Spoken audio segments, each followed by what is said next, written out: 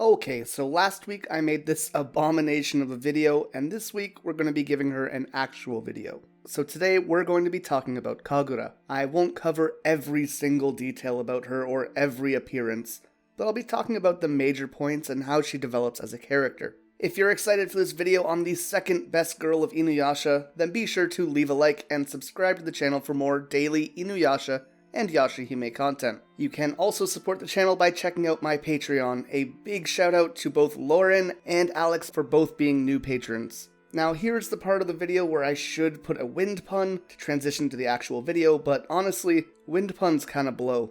So let's talk about Kagura's design and abilities first. The name Kagura means divine entertainment, which, when you consider how tragic her life was, it can definitely feel like some kind of joke of the gods. In terms of physical appearance, she looks like a normal 17-year-old girl outside of the fact that her eyes are red, and she has these elf-like ears. She also has the same spider-shaped burn on her back as Naraku does. In most cases, we see Kagura wearing a traditional dancer's kimono, an obi sash, feathers in her hair, and much like Inuyasha and Rin, she's one of the few main characters who doesn't wear shoes. However, the most iconic detail about her to me was always her bright green earrings with feathers at the end of them. I don't know why, but they always just stood out to me. And of course she has her dancer's fan as well. Most of Kagura's abilities come from controlling the wind revolving around this fan. She can launch air sickles, create cyclones, and even control corpses like puppets. Describing the latter ability saying, "If a man loses his head, I'll put it back on. If he's cut down, he can still tag along. He's simply dancing to my undead dance song." She can also enlarge the feather in her hair and use them to fly away and make a hell of a dramatic exit.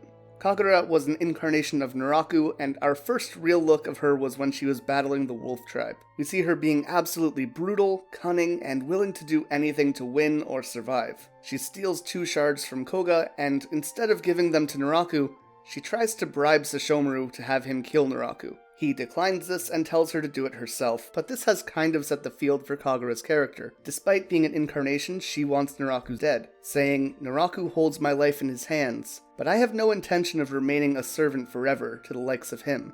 I am the wind, and one day I shall be free." This kind of sets her apart from all the other incarnations who just blindly follow him, which is why when we see Naraku threatening to absorb her, she realizes that she can't fight him herself, and she decides to not tell him about Inuyasha's weakness, despite having learned that he becomes human on the night of a new moon. Basically, she just wanted to wait it out until Inuyasha or Sesshomaru actually killed Naraku on their own. This is also where we get my favorite line from her in the entire series, and I think it's the best look at her character. She says, "Even the moon has times when it can hide in darkness, but with Naraku holding on to my heart, there is nowhere for me to run." And that basically sums up how she feels. Soon after in the series, we are introduced to Muso, and Kagura is given the task to lead him to Inuyasha. However, during the arc, she watches as Muso rejects Naraku and escapes from him. She follows him and tries to learn about this ability to refuse Naraku's orders.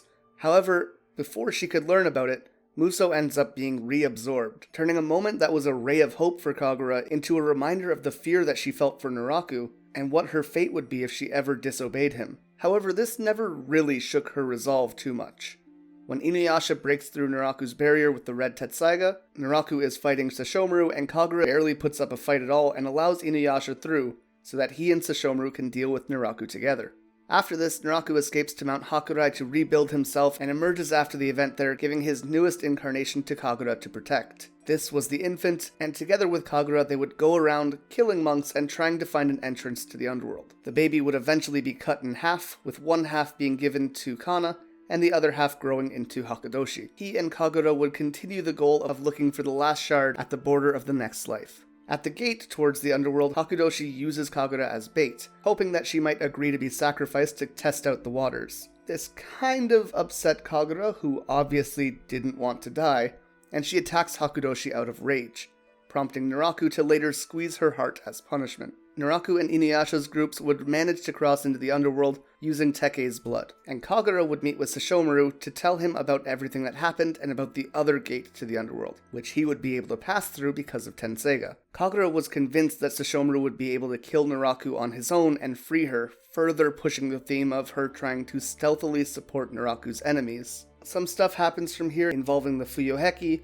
which isn't super important to Kagura's character, but soon after the arc, Naraku gives Kagura the job of protecting Goryomaru. Hakudoshi convinces her to instead release him as he is secretly plotting to destroy Naraku. But after Hakudoshi was killed by the wind tunnel, Kagura begins to flee. Naraku finds her and offers to return her heart. However, once she receives it, he uses his tendrils to pierce her and fills her with miasma. She descends into a field of flowers, and as she begins to accept her death, Sesshomaru arrives. She's in disbelief when he says that he arrived for her, and we get this really touching moment where she's just very happy that she got to see him one more time. She begins to fall backwards, and as her body disperses into the wind, she finally becomes free of Naraku forever. Kagura's role in the story was that of someone who was always being manipulated or controlled, actively trying to secretly manipulate those around her to gain her freedom back.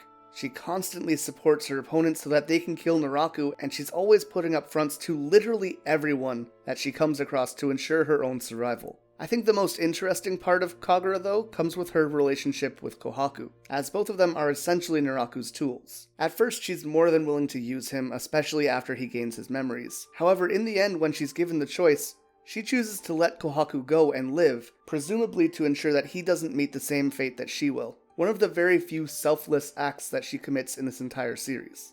When we're talking about tragic characters in the series, Kagura is easily one of the highest on the lists. The spirit of the wind whose only dream was freedom, constantly being under the control of those around her, actively doing everything in her power to gain freedom, and being shut down at every turn.